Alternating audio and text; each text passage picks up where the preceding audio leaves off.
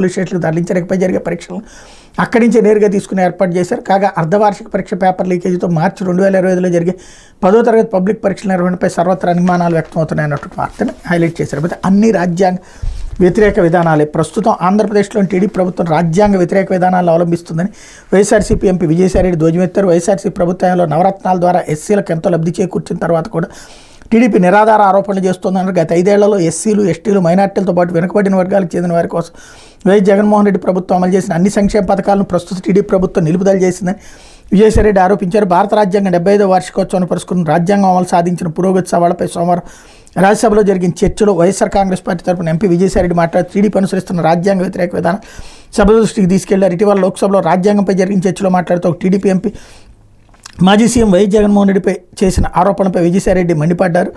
ఈ అంశంపై విచారణ జరగాలని డిమాండ్ చేశారు. వైఎస్ జగన్మోహన్ రెడ్డి రాష్ట్ర విధాన నిర్దేశక సూత్రాలను ఎక్కడా ఉల్లంఘించలేదని స్పష్టం చేశారు. టీడీపీ నేతలు రాజ్యాంగాన్ని కనీసం చదవకుండా ప్రభుత్వాన్ని నడిపిస్తే ఇలానే ఉంటుందని ఎద్దేవా చేశారన్నటువంటి వార్తని హైలైట్ చేశారు.